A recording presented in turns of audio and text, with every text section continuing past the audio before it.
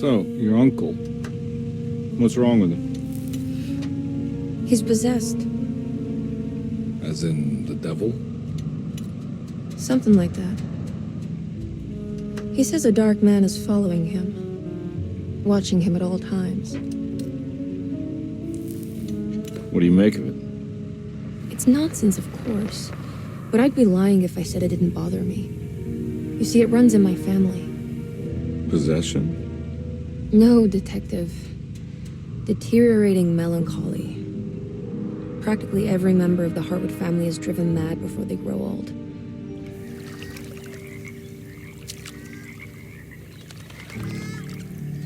But Jeremy didn't kill himself. Is that why he's at Derceto? Despite being convinced that he is truly possessed, he decided to put his last chips on Dr. Gray and his psychoanalysis, figuring he might stumble upon some cure.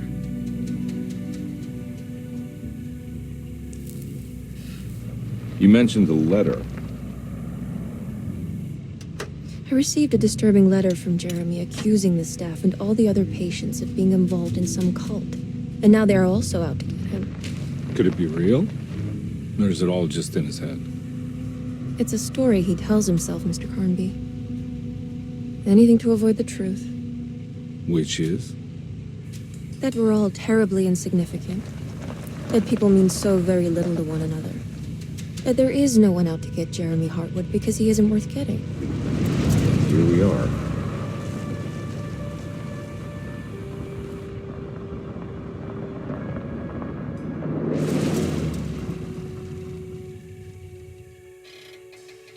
My uncle's not well, Mr. Carnby. I want to make sure he's all right. Then what's my part in this? You couldn't get a cab? I just wouldn't feel safe going alone.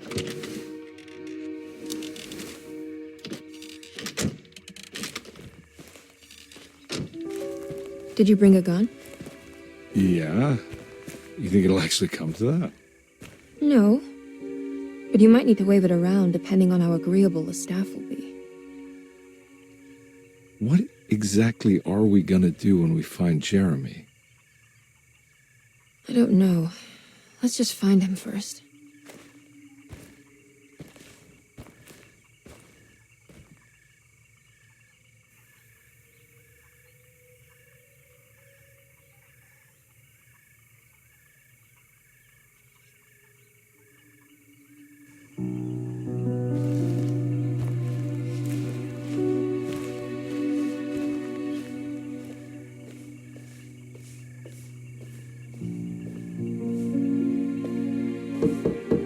Hello?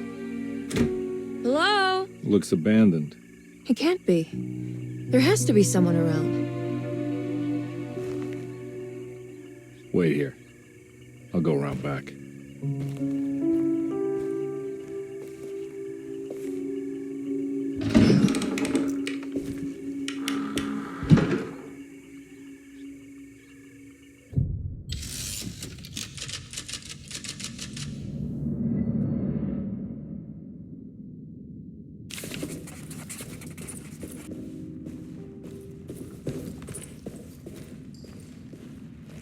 Now what do we got here?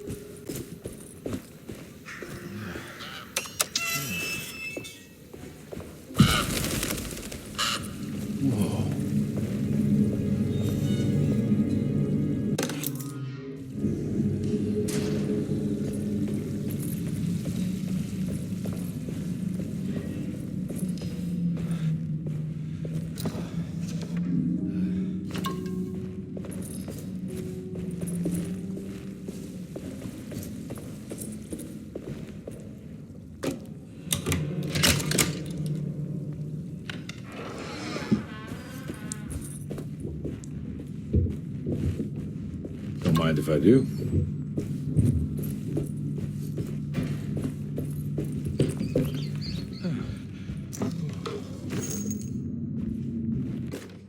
Every day your silence weighs a little heavier. It's been a difficult year for everyone, and many have lost all hope. I read in the papers about people suffering. Pictures of dust-covered landscapes without a drop of water. I wish I knew if you were still tending the earth or if you had turned your back against us. I have started to look for help elsewhere. I pray you will tell me if I am going down a path that you find disagreeable. With help from Baptiste and Charlotte, I found comfort in the practice of the voodoo. I have long been skeptical of that Caribbean cult, but it's been of good use to me. It seems all harmless in my book. I say some words dreamt up by the Creoles, and I carry around a small pocket of gris-gris. Nothing of this is mentioned in the Bible, of course, but the French Quarter priestess tells me it's all connected. She says the Christian God is just one more perspective on the creator of things. That's what I like to think, but the other way around, that the spirits of her faith are just aspects of you, our Heavenly Father. I am so grateful for the words you gave Mr. Hartwood. We will sing your praises at St. John's Eve. The world will be blessed soon again. Only the sacrifices of the Old Testament compare to your demands. Let it be the truth. A mother of earth, wood, and dirt. A mother of 1,000 young. Sacred sand, $1. Black cat oil, $1.50. Devil shoestrings, a quarter. That makes $2.75, madame. What was that you were telling the doctor? A goat without horns. What does that mean? Ah, you must have misheard me, madame. I said no such thing. Please, I know I don't look like any of you, but I'm devout. I'm ready to do what it takes. Do not be so eager to sacrifice the few things you have left, madame. Now please, leave my store. A goat without horns.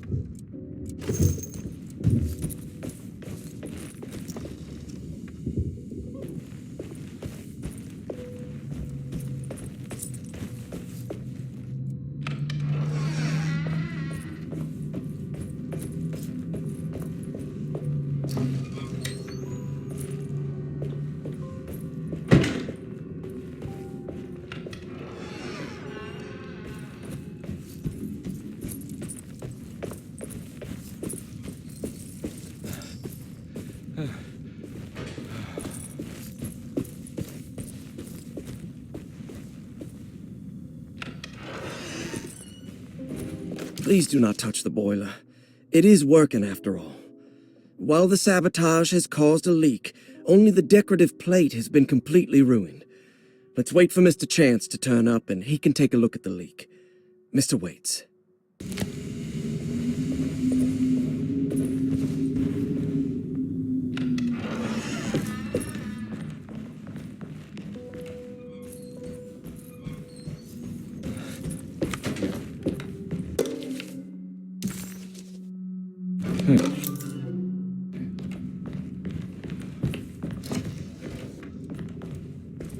Sunday, June 22nd.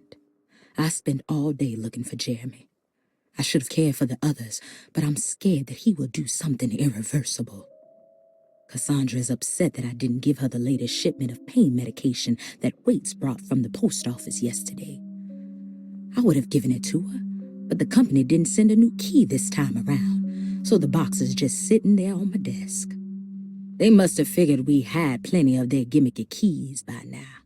I only remember seeing one lately. Grace was playing with it inside the grand parlor. Unless it turns up by itself, it will have to wait. I have to figure out where Jeremy is. I think Jack knew something. That dog of his found a strange rot permeating the house. She's showing us, he said. Like those blots and streaks of fetid rot was talking to him.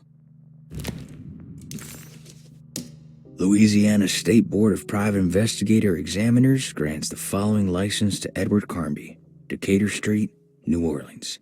License number 196692-LA. Good until May 15th, 1930. Carnby, why am I hearing from Gloria Allen that you got some job at the loony bin? You better not be thinking of paying her off before me. I don't want to take you for a ride, so get me my money. I'll be at the Maccabean all night if you score some dough. Obed Morton.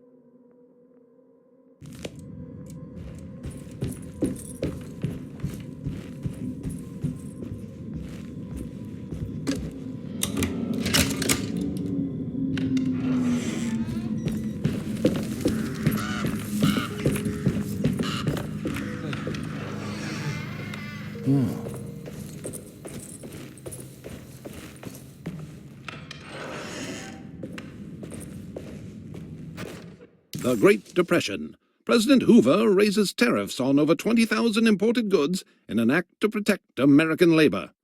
Following the collapse of the Wall Street stock market on October 24 last year, American industry has suffered greatly. Thousands of companies have gone bankrupt and left a large part of the American workforce unemployed. In an attempt to turn the tide, the Smoot-Hawley Tariff Act has been signed by President Herbert Hoover. By regulating commerce with foreign countries, the government hopes to encourage the industries of the United States to compete with cheap foreign imports. Superstition on rise. New Orleans voodoo stores and spiritual mediums see increased profit during troubled times. While the market has faced hard times ever since Black Thursday of last year, voodoo doctors and snake charmers see significant rise in number of customers. With the coming Eve of St. John on the 23rd, the police expect increased cult activity around Bayou St. John, the southern shore of Lake Pontchartrain. Voodoo rituals in that area on the Eve of St. John have a long tradition reaching back to the first snake worshippers brought as slaves from West Africa. During the 19th century, its practice was popularized by the legendary Marie Laveau, and has since been embraced by many of the Creoles and the surviving aristocracy of the French Quarter. Author seeks asylum. Rumors regarding author Cassandra Beauregard making Derceto her home verified. Derceto Hospital is an old plantation building on the eastern shores of Lake Pontchartrain. While often considered an asylum for the insane, residing Dr. Elmore Lee Gray prefers to think of it as a convalescent home, a place where you can go to rest. The patient list is kept secret, but thought to include many of the black sheep of wealthy families, because at Derceto, treatment does not come for free. Local author Cassandra Beauregard has now been confirmed by her own admission. She's been lauded as a powerful Creole voice and written many successful books. Lately it was reported from Hollywood that she has finished a moving picture manuscript titled Slaughter Gulch. That film is set to hit the theaters next year.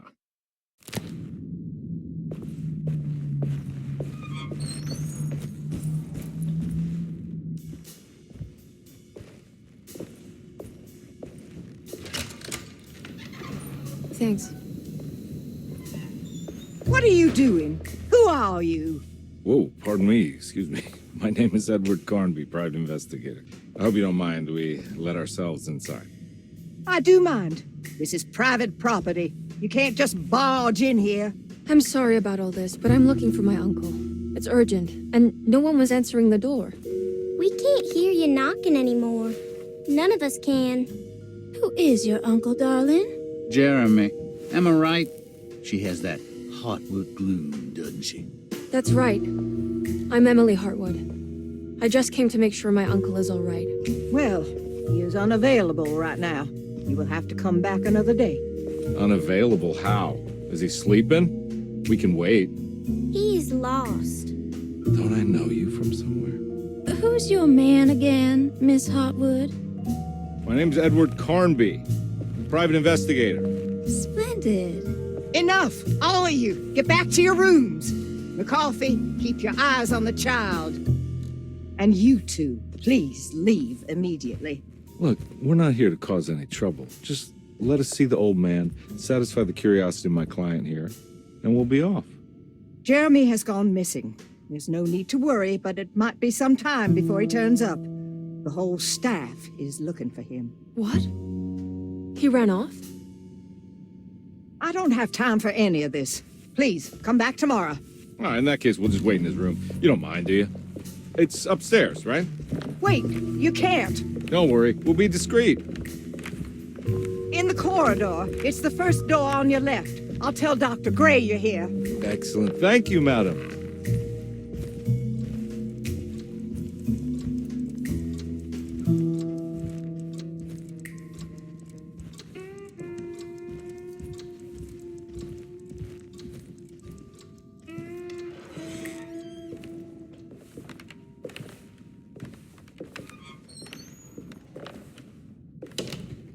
All right, here we are. Let's look around. See if we can dig up any clues.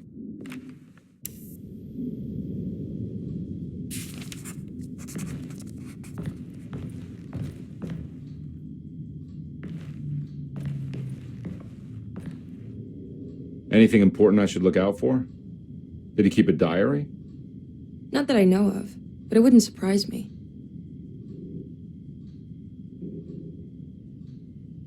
Quite the artist, your uncle. Paintings, sculptures. I don't know much about modern art, but he seems dedicated. Jeremy is a fairly well-known landscape painter in New Orleans. You've probably seen more of his work than you realize.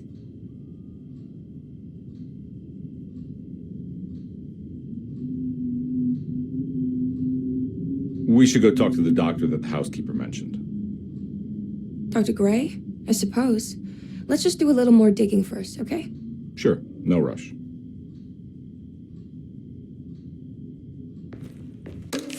Every night the dark man stands opaque at the threshold of my room, counting the days until my spirit spills out of my tired shape. Only his pallid mask shelters my remaining sanity. Staring directly into the face of that demonic sultan would surely sunder time itself. Would he have looked the same to my father as he struggled for his life? Does his veiled face haunt my niece quite the same way? I wish so that I could rest my soul in that sunburnt convent of Tarawea. Would I find you there, Juan? Or Senora Perosi, back from the beyond? Every night I hide from him, moving from one misshapen memory to another. Scenes conjured out of fantasy and delirium. Places I struggle to even paint. I wish I understood your death, Signora. Is there anything I could do for you but bury you in that bleak necropolis? That triumphant chapel rising above the ledges and the oven vaults shall be your sepulchre, where you may rest, and I shall weep. How did you first come to understand such things, Signora? How did you know that the battered boil in the basement would lead me to Lafayette Cemetery? Or how the old upstairs clock, with its astronomical motifs, would take me to that hateful mound outside of Claremont Harbor? Those are my memories, my past. Is there perhaps a chance, if ever so small, for me to see Tarawea? Oh, I want that more than anything. Please, let my talisman take me there. Let me sit with Juan under his Bodhi tree. Despite having sold me that talisman, Miss Jackson, the voodoo priestess, revealed none of her secrets to me. That's why I had to travel to Tonka. Instead, she cruelly told Baptiste, my caretaker, that he would be betrayed and killed in the most awful way, that the one he loved would pierce his thigh with a sharp spear, and that he would be devoured by his own mother. What a terrible thing to say. The people of Derceto are becoming dangerous. They do not understand what they are doing. I must do something to stop them. I tried talking to Dr. Gray, but he confuses my worries. He's caught up in treating me. How can he expect evil to be cured with medicine and conversation? The orderlies, the housekeeper, and the patients are all deranged. They will call upon evil to enter this world. All will be lost. Everything. Unless I can find the clerk, Mr. Waite. He seems to be a clear-thinking man. Maybe Beauregard. The dark man offered me a prison, and I accepted. I signed that miscarried contract and entered the dark pact. Everyone is safe, except for me.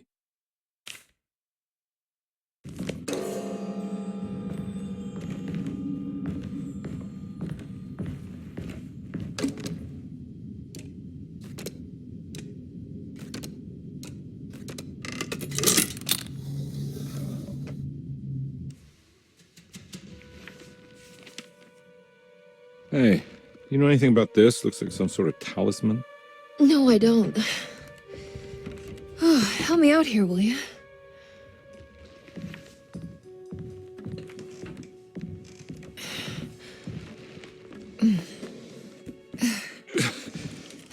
I would kill the guy, throw some of this stuff out. I'd be crazy too if I had this much junk lying around.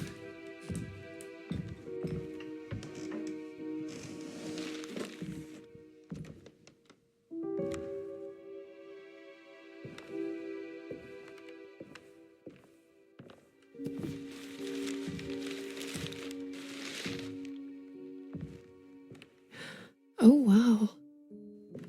That's striking. I want to save this one.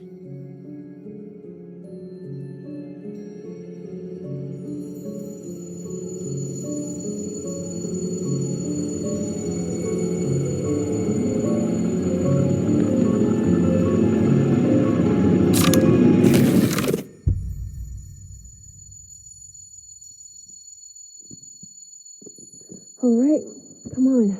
I want to go see Dr. Gray.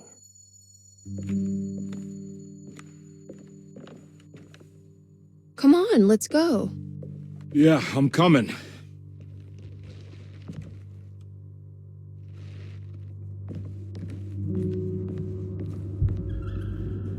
Miss Hartwood. Emily?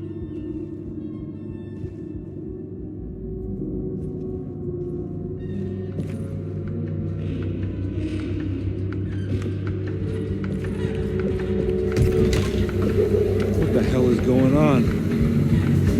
Where am I?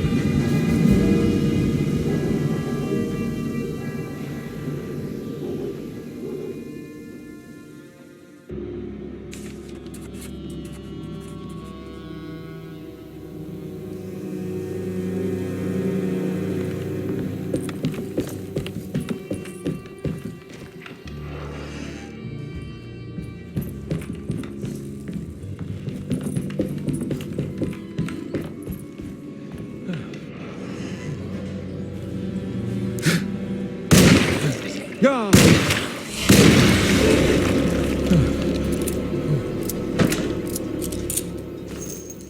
Christ, what the hell was that?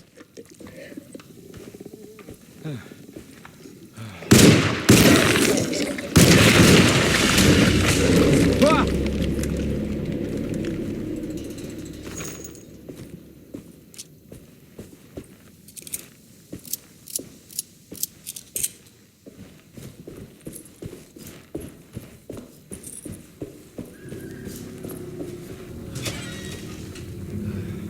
I can't go that way.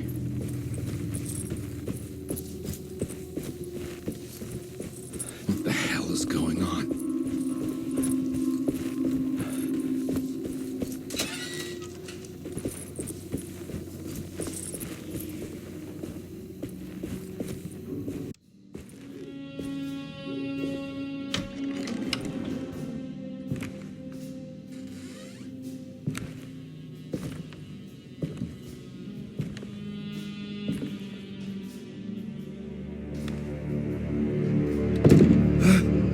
get inside, compare.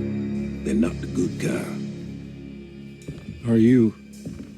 Is this your store? There are no owners here. We both strangers in Jeremy's story. Jeremy did this. How? The pact with the dog man. Jeremy warned us, but we didn't think much of it. I'm Detective Edward Carnby. I was hired by Jeremy's niece to find him. Oh, yeah? How much she paying you? $150. She's sure getting her money's worth tonight. Are you a thinking man, compare? No, not if I can help it.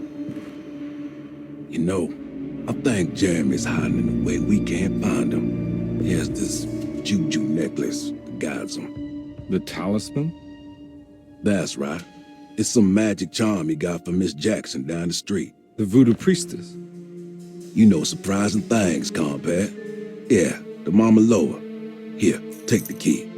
I locked the gate to save her place from all the ghouls and goblins getting inside. Maybe if you go there, you can find some clues to show you the way. Thanks. I'll have a look.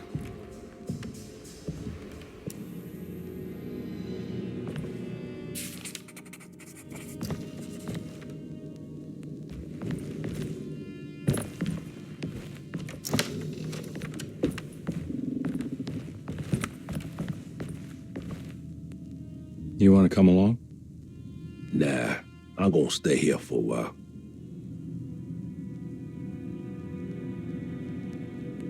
Anything I can do for... Sorry, I didn't catch your name. Baptiste. Just tell my sister Lottie I'm alright if you see her.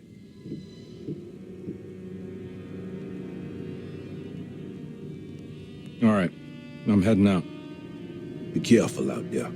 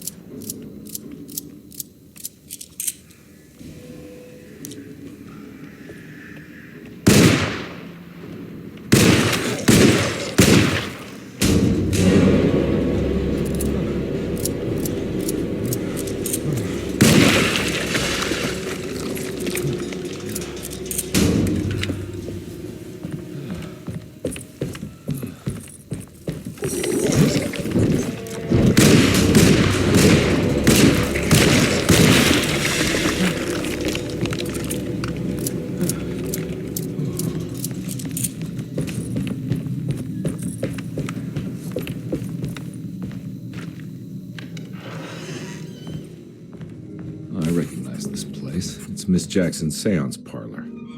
Let's see if she's got any information on Jeremy's talisman. It's the talisman, like the one in the painting.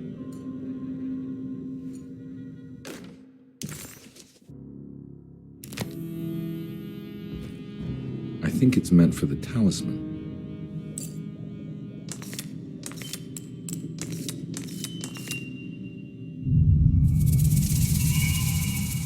It's showing something. A place? Where is that?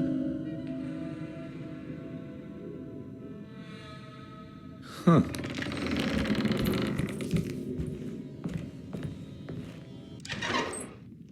Detective, I was wondering when you were going to show up. Mrs. Thompson told me you were here. I understand you are working for Jeremy Hartwood's niece. Yeah, I guess so. I mean, you're not wrong. We came here for her uncle. I just didn't expect... I didn't expect this. You are Dr. Gray, right? That's right. You don't happen to have some identification, Detective. I'm not keen on having strangers prying into my business. Oh, Detective Edward Carnby, Decatur Street, New Orleans. Enjoying the Vieux Carré, Detective? Those old French quarters, the voodoo people, the gangsters. I'm sure you live an exciting life. Well, it's not quite like the stories, Doc. Just trying to make a living. Aren't we all making a living? Well, welcome to Derceto, Detective. I hope your time here will be useful. Now, what can I do for you? But why don't you tell me where I can find Jeremy Hartwood? Why wouldn't that make for a short visit? I wish I could tell you, but I'm afraid I don't know. A drink, Detective? Anything brandy. Oh, you do belong in the French quarters, Detective. Armagnac or cognac? You know, just give me the cheap stuff. I'm not much of a connoisseur. Having low standards is not a virtue, Detective. Let me see if I can broaden your perspective. What can you tell me about Jeremy? I wouldn't want to go into details about his condition. Doctor-patient confidentiality. I'm sure you understand. Sure, but he is crazy, and he's gone missing. Why? Here, try this. Ooh, it's good. Got a bite. It's called a sidecar. The trick is not to be afraid of the tartness of the lemon. Then, for goodness sake, don't overdo the triple sec. Okay, what can you tell me about Jeremy? Well, let me think. He is an anxious man, constantly worried about events not presenting themselves according to his model of predestination. He complains about things not being carried out in the right order, and that some things simply shouldn't be. Is any of this helpful to you? Not really. I was hoping for some direction where to look next. I'm sorry. I have nothing for you then. You should talk to my orderlies. They have been looking for him for a while now. I'm sure they would appreciate your help. Yeah, I ran into Batiste earlier. Come to think of it, he might have given me a lead. Oh, excellent. So your investigation is already underway. I'm gonna go, but I'm sure we'll meet again. Looking forward to it.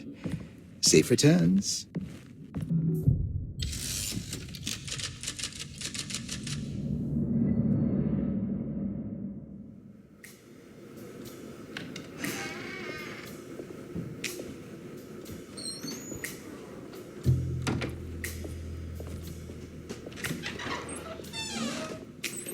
Detective Carnby, where did you go? I was just talking to Dr. Gray. You disappeared. No, it's not what you think. Have you found anything strange going on here? Yes. Everyone is being incredibly evasive and I can't figure out why. No, I mean something you can't explain. Paranormal, even. Detective, I really need you to get yourself together. I can't do this alone. Forget it. I'll figure it out. Do you want to come see Dr. Gray? No, I want to try something. With this talisman, I think I can follow Jeremy to the place he mentioned in the book. What was the name? Do you remember something Spanish? Teroea. Yeah, that's where I need to go. Detective, are you gonna be all right? Yeah, of course. Go talk to Dr. Gray. We'll rendezvous later.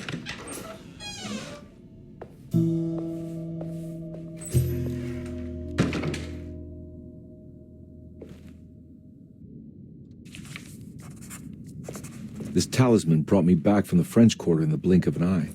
If Jeremy can travel so easily, then he could be hiding anywhere, even Tarawea. If he can do it, so can I.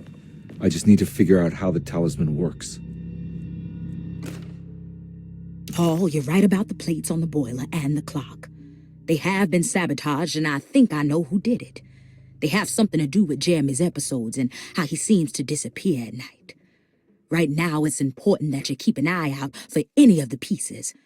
I want to find out if I can repair the plates. Let me know if you find any of them. Lottie. Tell Lottie to take a look at the well in the kitchen garden.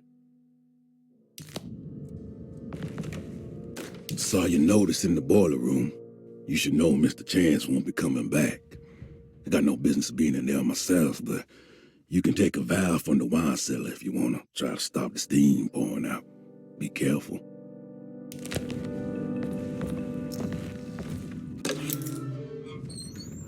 Dr. Elmore Lee Gray is Derceto's chief doctor. Accounting and all administrative work is handled by me, Paul Waits. Magdalena Thompson, or Mags, is responsible for the household. Jean-Baptiste and Charlotte Tabois are responsible for keeping the guests' medical regimens in check. Finally, Jack Chance is our gardener, who can occasionally be seen in the conservatory, but is for the most part busy outside. There are currently 6 guests at Derceto. Malcolm McCarthy and Ruth Tallant reside on the first floor. Jeremy Hartwood, Elisabetta Perosi, Grace Saunders, and of course, Cassandra Beauregard live on the second floor.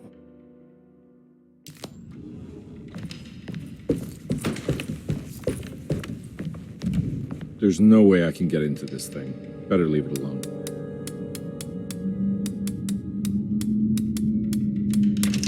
Hey, what do you know? I guessed the combination. Oh, Detective Carnby. You beautiful bastard. How are you this good?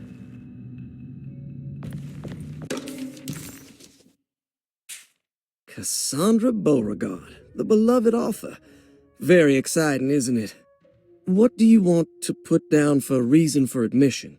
What her agent told us. Cassandra suffers from writer's block and needs to finish her moving picture script before the end of June. Mr. Chardot suggests Cassandra's heavy use of barbiturates is holding her back and risks ruining her career. And how should we summarize her personal history? Let's keep it short. Cassandra Beauregard is a beloved crime author who managed to pull herself out of poverty and into stardom. 5 years ago, she tried killing herself by jumping off a balcony. The incident left her a cripple and now relies heavily on her wheelchair. And for diagnostic impressions? Cassandra suffers chronic back pain following her suicide attempt. She self-administers morphine to keep herself ambulant, but has become addicted and the desired effect is now lost.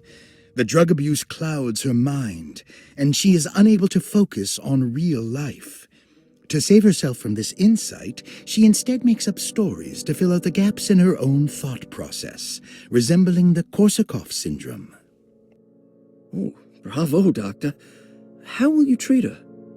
First of all, she needs to be weaned from her drug addiction, and hopefully it will resolve her compulsive lying. Then look into permanently numbing her pain in her back through surgery. Finally, deal with her suicidal thoughts. Fantastic. With such a short time before June, I really hope she gets better soon. We will do what we can. Grace Saunders, 11 years old. Reason for admission? The mother insists on strict supervision by a proper gentleman to avoid further perversion of Grace's adolescence. Personal history? Grace's family possesses modest wealth and status. Her childhood seems ordinary, spending most of her time with private teachers and family friends. Grace's father recently passed away, leaving her mother the sole caregiver. And diagnostic impressions? Grace has trouble dealing with her father's death. She is willingly suppressing her feelings on the matter and isn't properly acknowledging the trauma she suffered. Any planned treatment? Grace needs nothing out of the ordinary. She simply needs parental guidance. Eventually, we can work on her feelings toward her father. Thank you, Doctor. I'll finish the paperwork and get her installed. Malcolm McCarthy, 54 years of age. Reason for admission? McCarthy admitted himself to Derceto, stating simply that he needs some damn rest. And personal history? McCarthy claims he used to work as a lawyer in Baton Rouge, but says he can't go into details because of some legal dispute. His background remains largely a mystery, except for the occasional clue that he drops in conversation. Huh. And diagnostic impressions? McCarthy is an anxious man and an alcoholic. He often tells half-truths due to some deep-seated inability to trust other people. And how will you treat that? McCarthy will take some time to open up. Spending time with Jack's dog or the child should be good for him. Their harmless nature will help build his sense of trust. Thank you, Doctor. Elisabetta Perosi, 33 years old? What should I put down as reason for admission? Well, Perosi broke into Derceto and was found wandering the grand parlor. She was confused and suffered partial amnesia. She insisted she belonged here and offered to pay for her stay. Right. What do you make of her story? Perosi claims to have been a member of the Astarte artist colony some 20 years ago. A claim that seems contrafactual due to her young age. She looks to be and even thinks she is 33 years of age. That would make her a child at the time. It seems fair to say that Perosi's story is untrue. Deliberately so or not. Diagnostic impressions? Do you have anything? Perosi's story is peculiar because she retracted her story about the artist colony. She no longer claims to be the same person as Elisabetta Perosi. However, my staff's research has confirmed there was a Perosi at that time who was in her early 30s. I suppose this case will take some time to investigate. How will you go about it? I wanted to contact the real Perosi, but it seems the whole colony disappeared one night. September 29th, 1915, during a hurricane. I will have to take it slow and figure out what this spell of impersonation could have been. Oh, I'm sure it will all clear up eventually. Thank you, Doctor. Ruth Talon, 29 years of age. Reason for admission? Ruth's father wishes that his daughter be removed from New Orleans nightlife for the foreseeable future. He fears that her overly free spirit is tarnishing the family's reputation. Sounds simple enough. Personal history? Ruth comes from considerable wealth. Her family owns several hotels and restaurants. Unlike the rest of the family, her sense of adventure has taken her around the world, including France during the Great War as a photojournalist. The last decade, she has provoked many rumors of being a debauched flapper, bordering on nymphomania. And diagnostic impressions?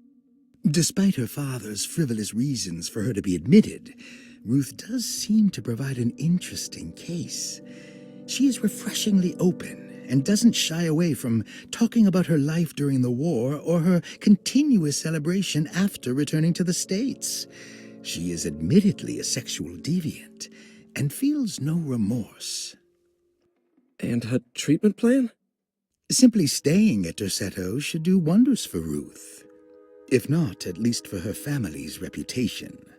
Ruth doesn't need to change, but with therapy I might be able to share with her some sympathy towards her family. I doubt she will settle down and become as dull as the rest of them, but at least she might try to be more discreet in the future. Looks like all the patients are accounted for, except for Jeremy.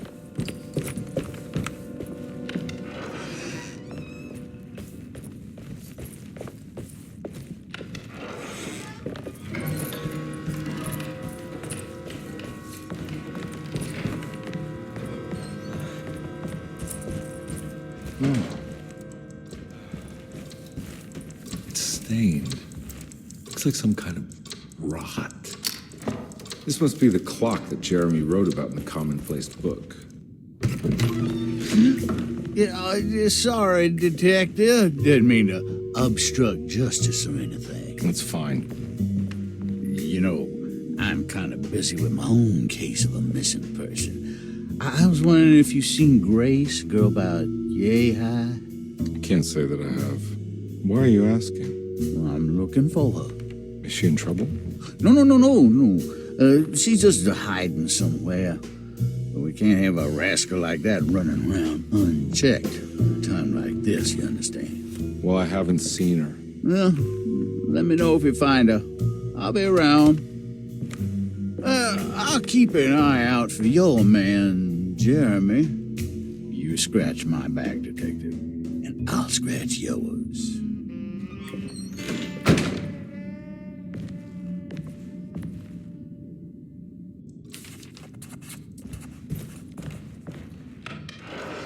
Looks like everything's back to normal here. Emily's here.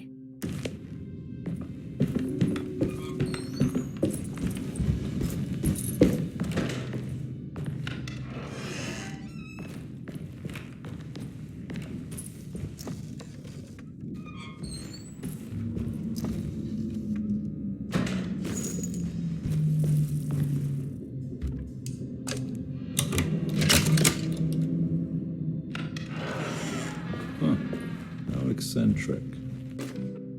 I did it! I crossed the thresholds to my intended destination without a focusing device. My talisman now knows these roads, and I have no need for the plates. I can find my way to Lafayette as easy as I find my own room. I visited the grave of my father and seen the oven waiting for me. Thank you for opening these doors. I now must summon my courage and go back to that hateful mound outside the oil rig. I hope you'll be feeling better when I return. Jeremy.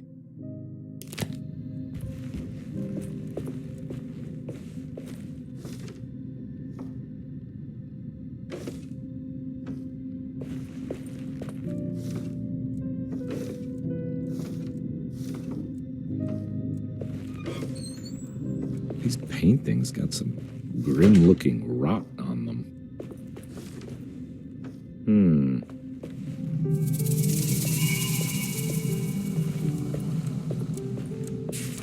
The Astarte Artist Colony. I remember hearing about their disappearance. Must have been 15 years or more now. Will I need to remember how to get them out again? They are locked up for good reason. I am sure she is still able to whisper the answer in the ears of the wrong people. But not for long. I will see her burned soon enough. That black goat will be sacrificed to put an end to it all. Then it will all be over. No more Derceto, and sadly, no Astarte. Those good pirates of Pontchartrain. May you still sail the lake, until you find the shores of Hali.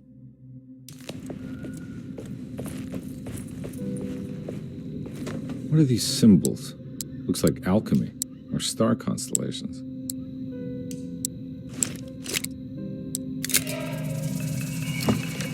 Got it.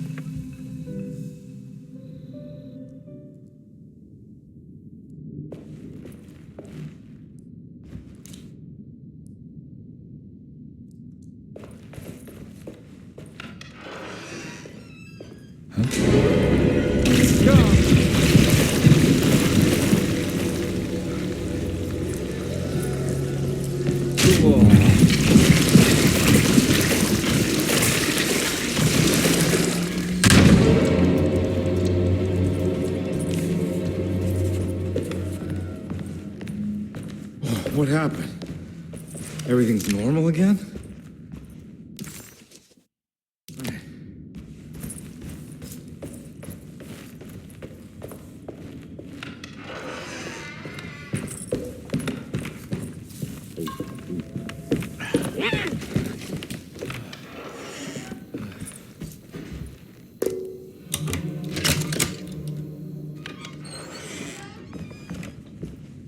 Lost Plantations of Louisiana, Thierry Briclot, 1917. Derceto was a small plantation on the eastern shore of Lake Pontchartrain. The land was considered difficult for industry and was sold for only $30 to Elijah Pickford in 1818. Pickford employed hundreds of workers from nearby New Orleans to clear the woods and build a small plantation mansion facing the lake with a striking Greek Revival temple facade. Derceto kept a modest production of Perique tobacco and indigo that persisted up till the Civil War. During the antebellum era, Derceto was the source of many rumors concerning voodoo and witchcraft. People who traveled the lake reported seeing people dance at night in front of bonfires, bleating and wailing. On June 17, 1862, Captain J.W. Norton of the Union Army recounts leading a raiding party from ships anchored in Lake Pontchartrain in order to seize control of Derceto and free the slaves working there. The captain was surprised to find the workers fighting back with unprecedented zeal. Norton's account describes these men and women as enraged with fanaticism. Pickford reportedly tried to placate the raiders, but was shot in the confusion. Captain Norton left the mansion burning and retreated to his ships with his men. Derceto was left in ruins for several decades. The ownership of the land was long disputed and returned to the Ledoux family in 1901. Several police reports were filed during the following years as the Ledoux tried to get rid of a camp of squatters on their land. The police made several visits to remove the trespassers, but the people kept returning. On November 1, 1907, Inspector Legras of the police charged a deadly attack in order to save several children kidnapped by the squatters. Many were killed, and even more were jailed. The following year, Ledoux rebuilt Derceto, incorporating the surviving stone foundation and adding a magnificent wrought iron conservatory. The farmland had been reclaimed by the surrounding woods, so it was no longer profitable to use as a plantation. Instead, the house was turned into an artist's colony. The Astarte Artist Colony was a successful group of artists, including figures such as painter Heinrich Cassel and poet Nora Keith. The group was also known for their beloved Mardi Gras crew called the Pirates of Pontchartrain. On September 29, 1915, a tropical hurricane tore through Louisiana, causing Lake Pontchartrain to flood New Orleans. Due to the remote location of Derceto, it took almost 2 weeks for outsiders to learn that the artist's colony was abandoned. The 12 residing artists had all vanished without a trace. The empty mansion of Derceto still stands on the shore of Lake Pontchartrain, with much of its temple facade intact. The Ledoux family currently has no intention of repairing the house.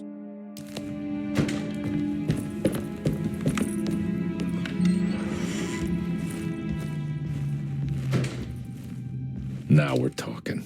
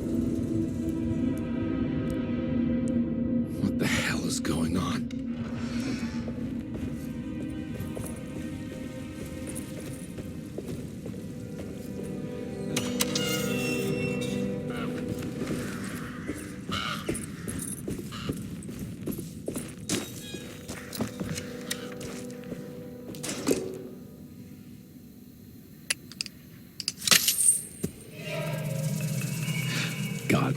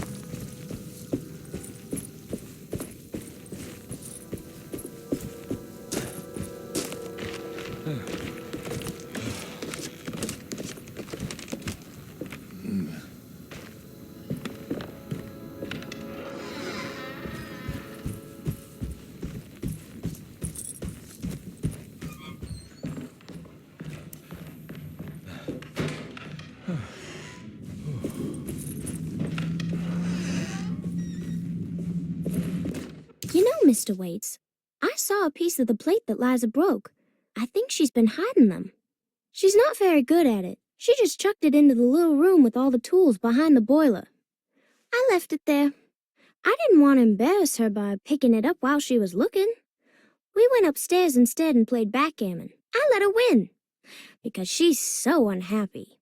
The piece looked like the one on display in Cassandra's room. You know about that one already, right? Or is your eyesight really that fuzzy? I hope you don't feel bad about your glasses. You only look stupid when you squint. Maybe if you had more eyes, you would see these things. I wish you had all the eyes you needed. Your best and favorite guest, Grace.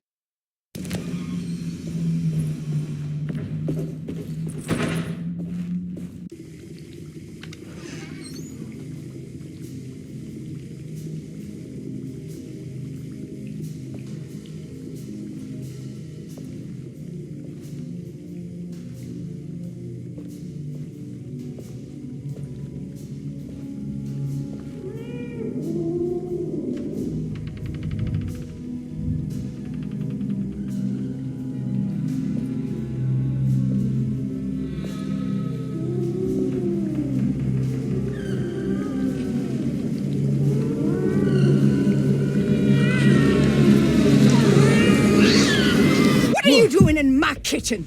I assure you. I'm sorry. I promise you. Mr. Hartwood is nowhere near my kitchen, and neither should you be.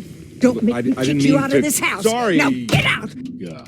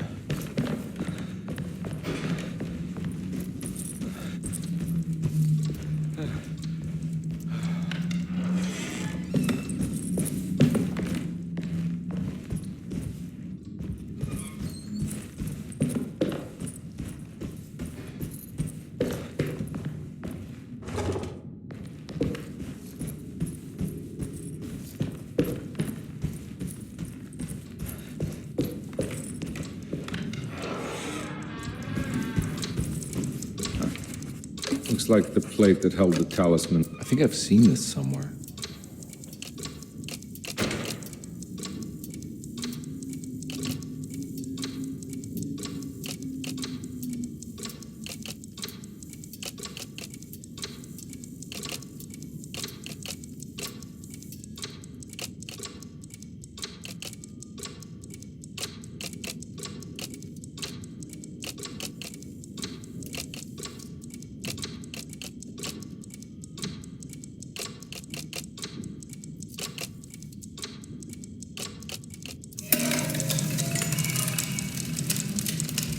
I think the clock broke. Or maybe it just stopped at a very precise place.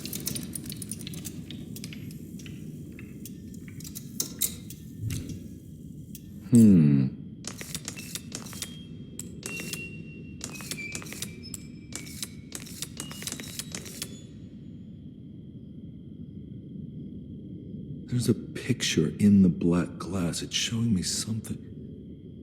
It's the hallway outside Jeremy's room.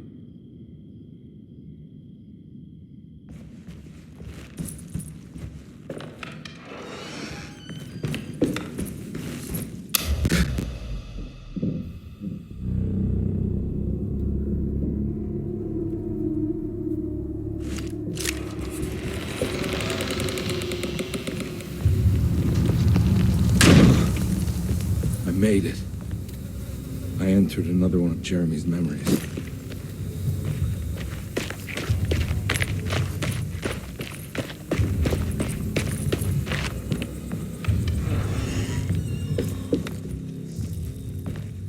May 1923, Monday. All okay, ready for delivery.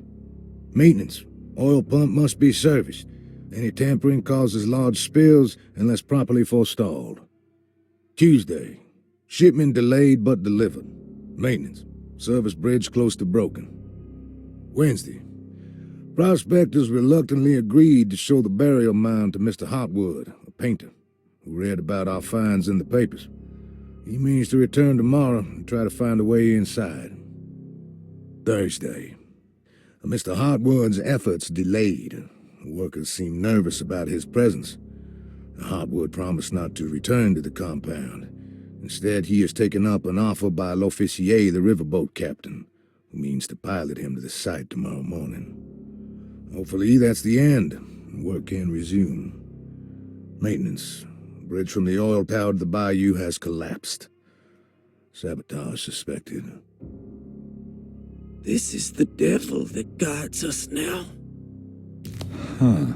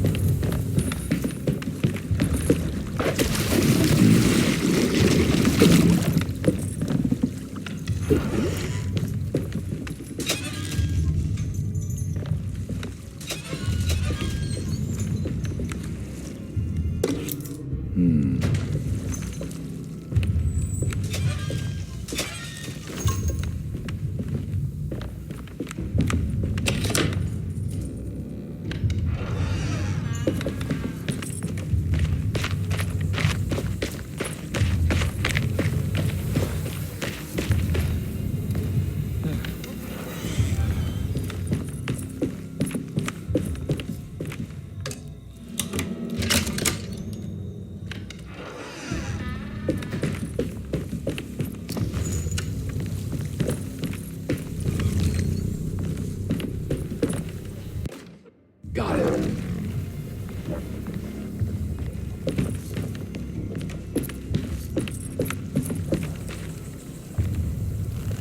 Ugh.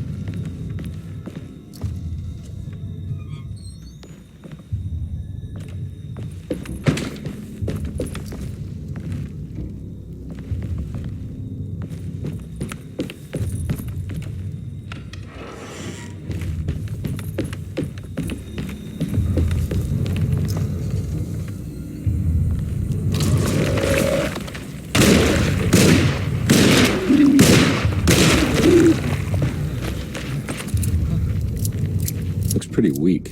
I just need something to break it.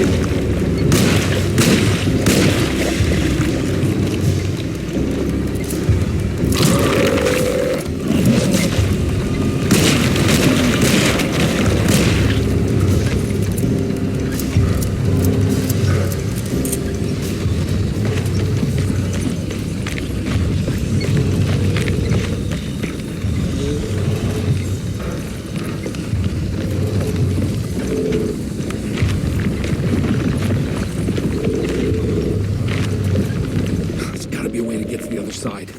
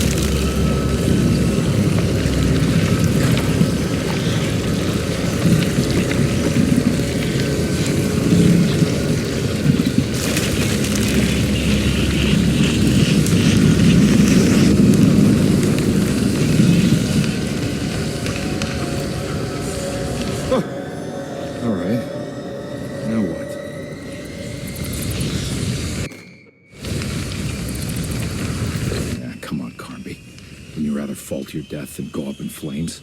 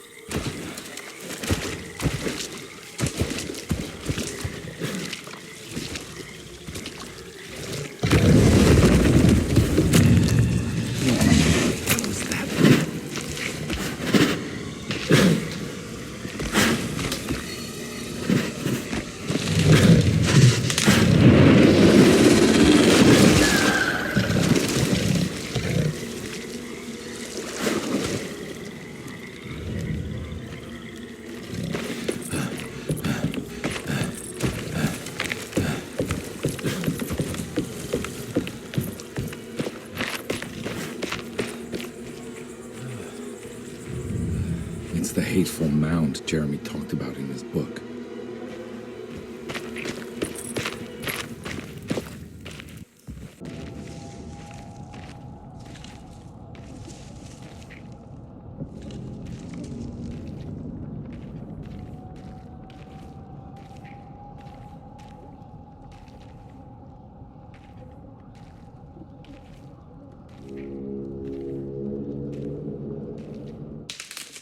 Don't come any closer. I'm armed. Get that thing out of my face. Who are you? What are you doing here? I'm just a detective trying to find something called Teroea. You're after Jeremy too? Why?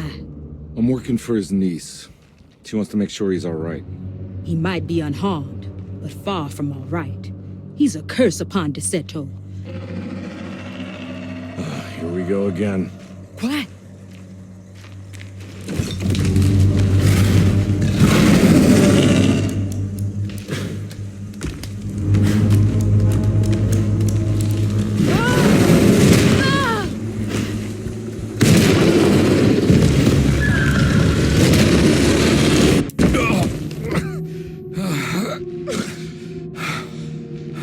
Oh, Christ in heaven.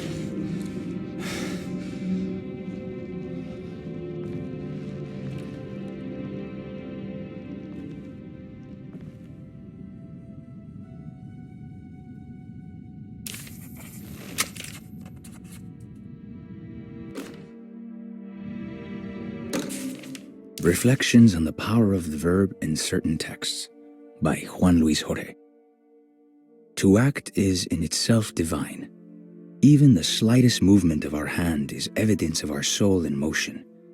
Yet our free will is so easily overwhelmed by the dullness of everyday life. Our actions become rote and rigid, in spite of luxury and comfort.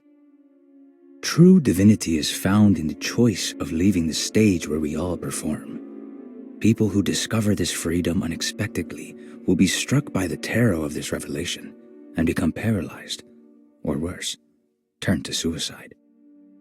However, if you are able to weather that storm, you will discover that there is a divine path beyond that fear. There is a chance to dismount your destiny and make something new. Something that hasn't been planned for or predestined. There is difficulty in explaining this type of acting as it transcends our everyday choices. This isn't some banal decision choosing one career over the other, or even who I should marry. Leaving the stage, no matter how, isn't a matter of course correction. It's a rejection of the story that the creator is telling.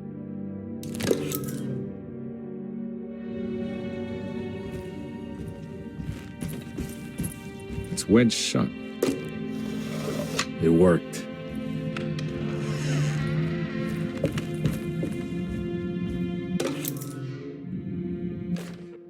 The Barlow lens. Instructions.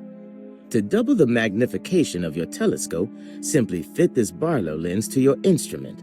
Then operate the fine tuners to adjust the distance between your lenses. This is easily done while looking through your eyepiece. Simply search for a position where your picture is clear and appears flat. When correctly tuned, your telescope should present a clear picture with magnificent magnification.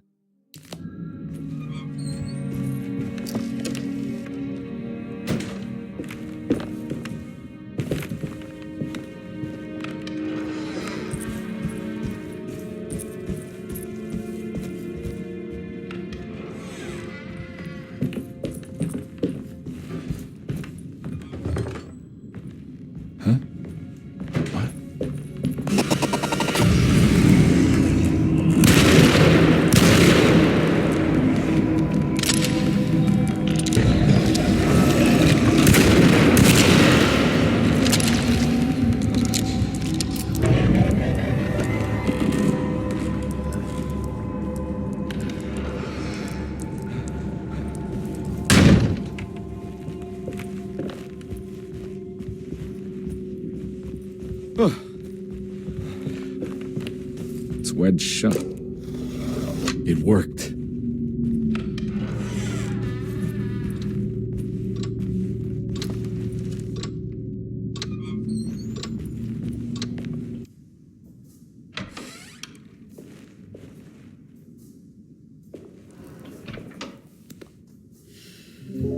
Detective Carnby, how good of you to come.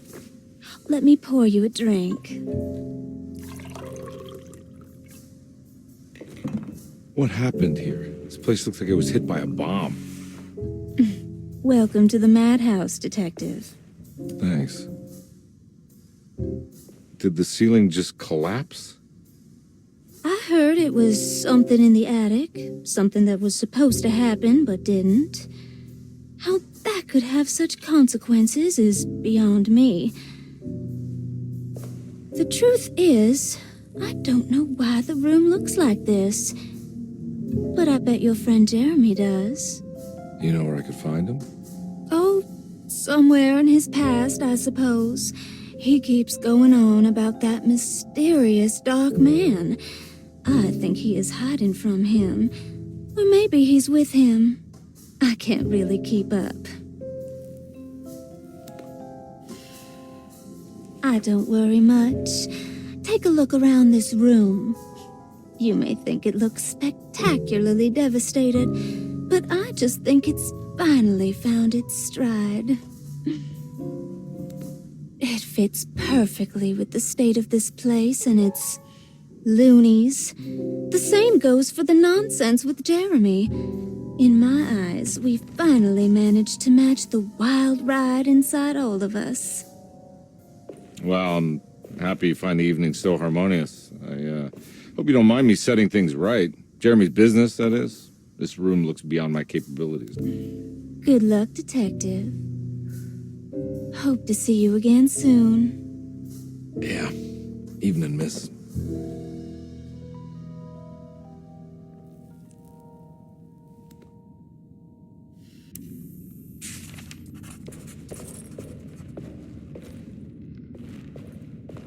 Can I get some more of that whiskey? Go ahead, Detective. I don't think I can stomach anymore anyway. Am I bothering you? On the contrary, Detective, I enjoy watching professionals at work. Well, I better get going.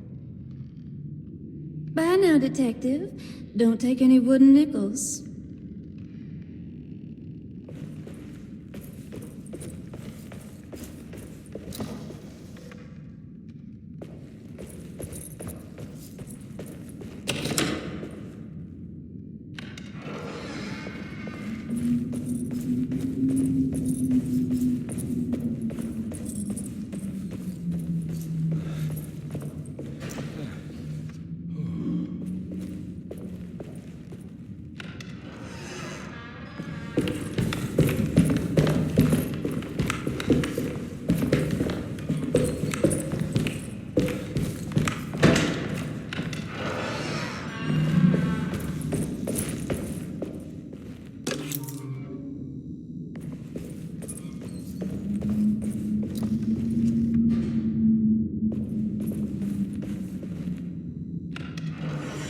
Ugh.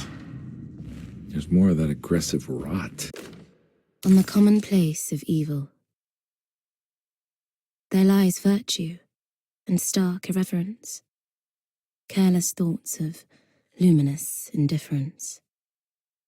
But blame not the beast we once were, which science so often wished to refer. Not the wicked full of sin, it is you who stand and grin. All our good intentions aside, whereupon we build our pride. Sunless solitude, follow not this corrupting light. Prophets of confidence always crashes out of sight. Hear me, for we all bear this mark, thus we must remain alone in the dark.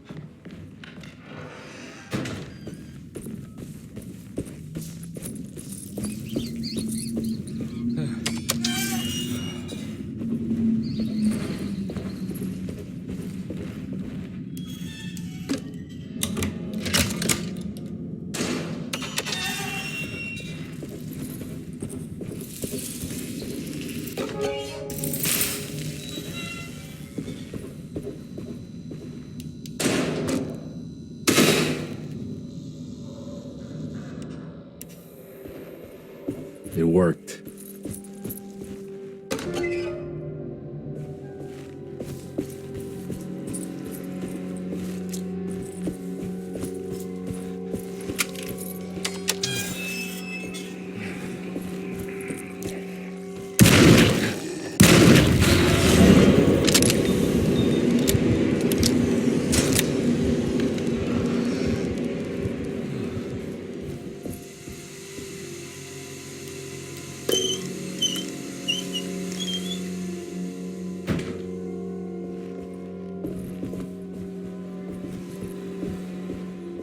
Jeremy?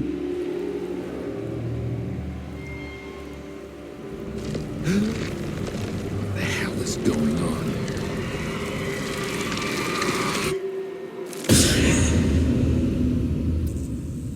Where's the body?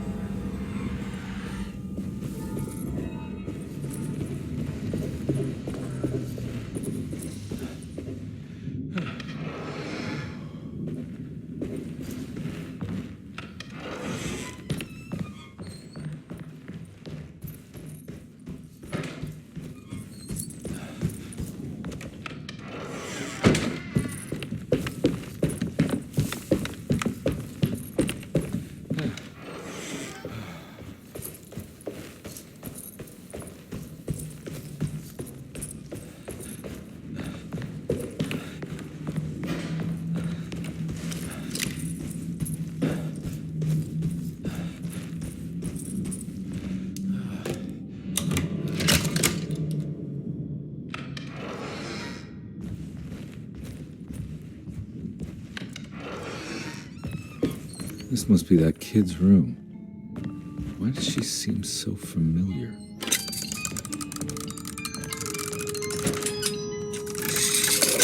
Huh.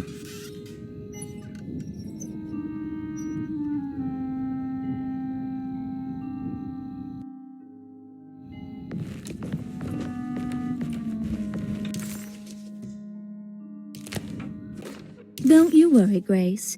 Go play your game, bleat and bellow with the others. I won't be jealous. There will be more masquerades. However, I would love it if you would finish my mask for the feast. With love, Ruth.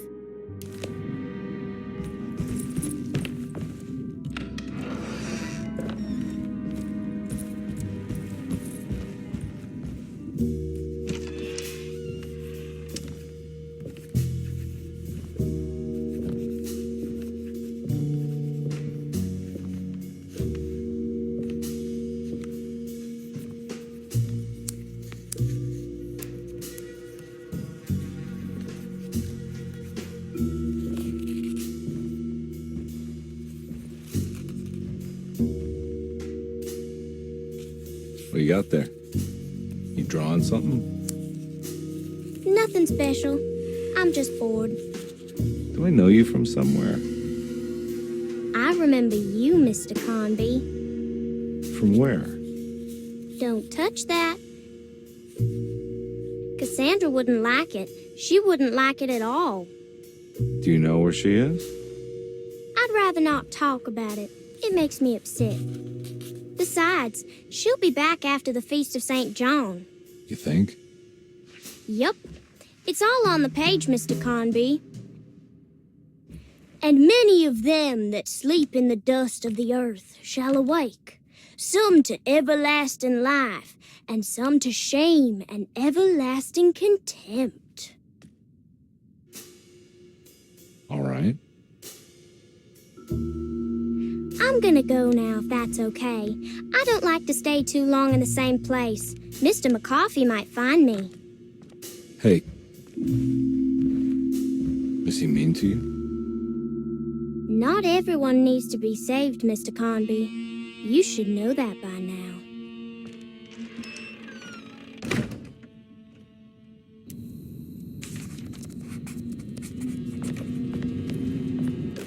Miss Beauregard, I picked up your medicine at the post office today.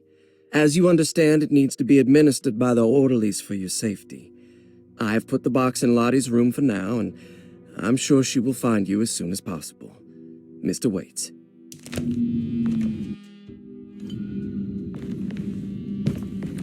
So this is where Cassandra Beauregard ended up. For some reason, I thought she died years ago. There's more of that rot again. Like it's guiding me to do something. But what?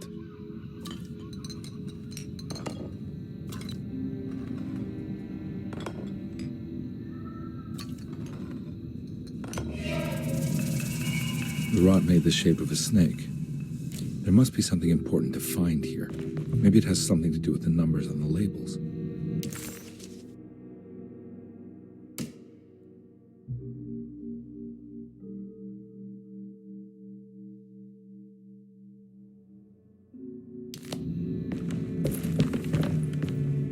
another one of those strange padlocks.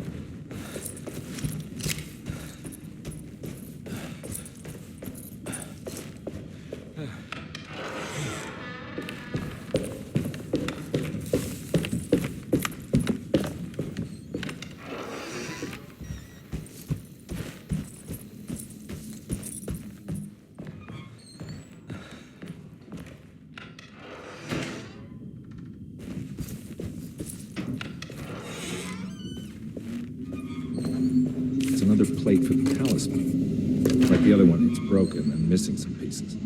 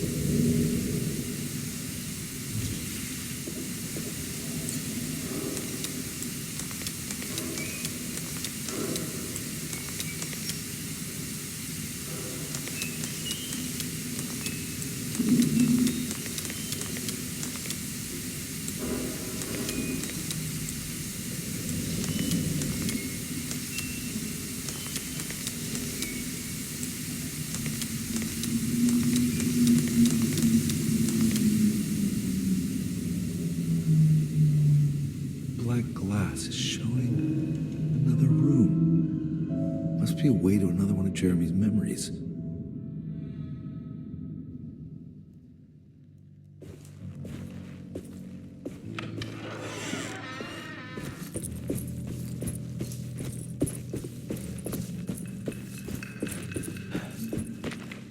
I knew it. I knew it would work. I'm getting good at this, Carnby. Maybe a little too good at this.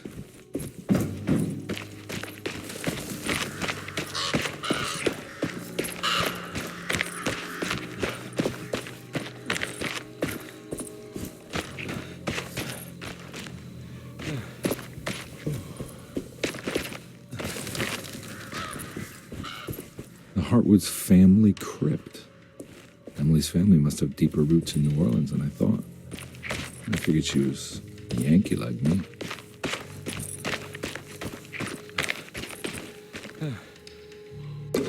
What's this? Now, what do we got here?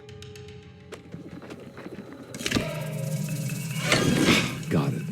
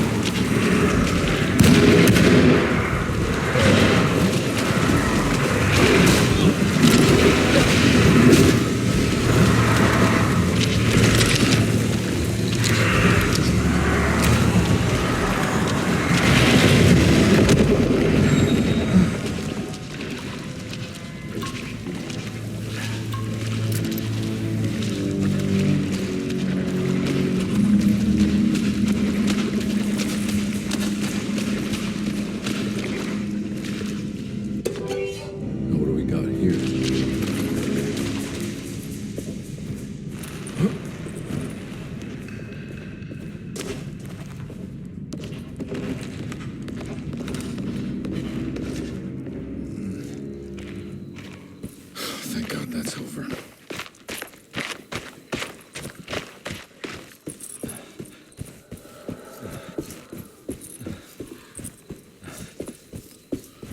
Huh.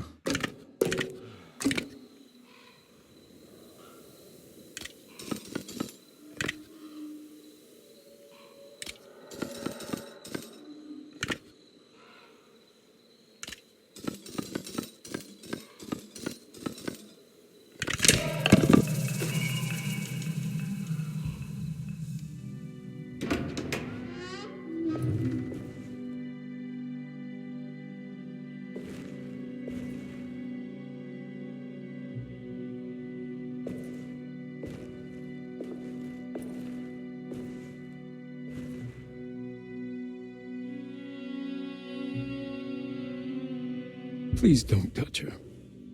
Jeremy. What are you doing here? Everyone's looking for you. I know, it's all a big mess. No one understands. I'm just trying to keep evil at bay. Just for a little while longer. You've got to come back with me. Your niece is waiting at Derceto. Emily? Why would you... My letter. Keep making it worse. What is going on, Jeremy? How is any of this happening? I made a terrible promise with someone. The Dark Man. Who is he? No, don't say his name. He can hear us. He's always listening.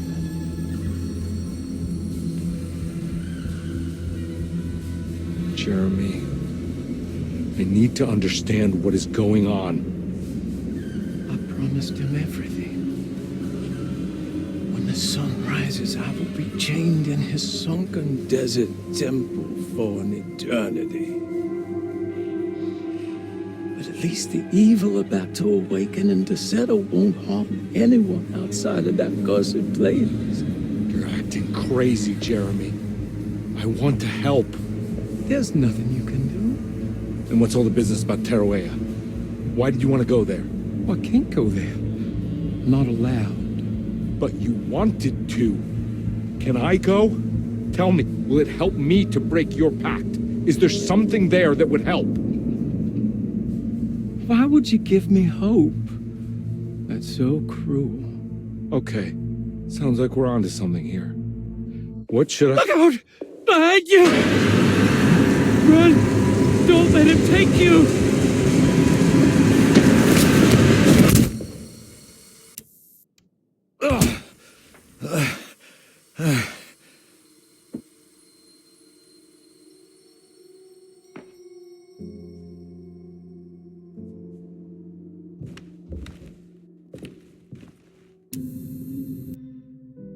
I've seen so many strange occurrences lately. Memories explode into existence and then burn out like tired glass bulb filaments. Dreamscapes crash down from the stars and sink into the sea. Doors that lead to nowhere and absolutely everywhere at once. With all this reverie, I want to think there's a chance that you found a way to remain alive in some way I cannot fathom. Just like I've learned to navigate with my talisman. Maybe you, with all your knowledge, you somehow knew a way to find me again. Perhaps in Tarawea. All my love, Jeremy.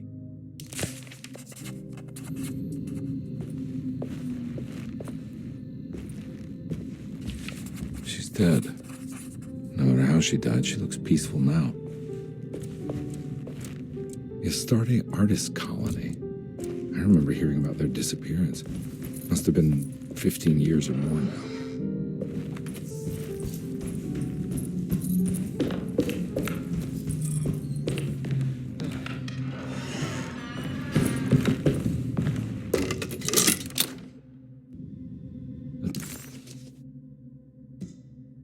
Telescope lens.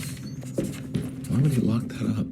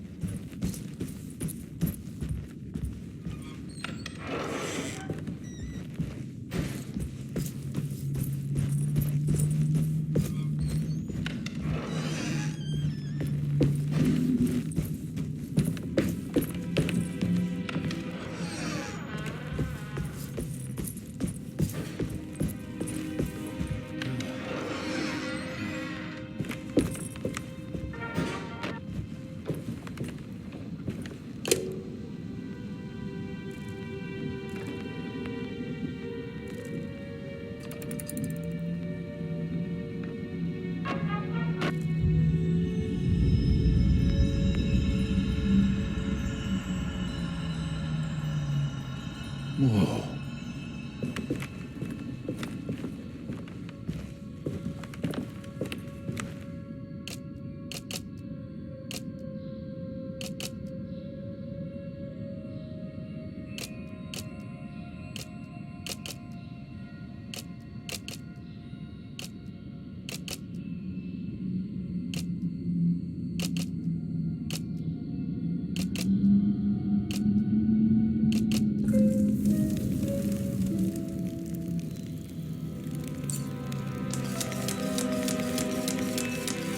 Whoa, what's going on? It's dialing in something all on its own and it's showing the way to another memory?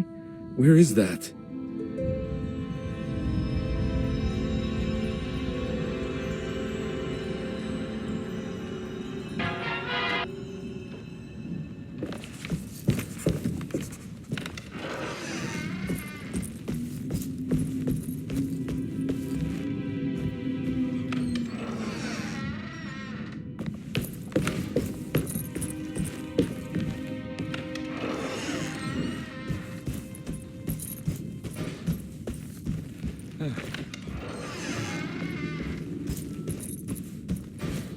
Here we go.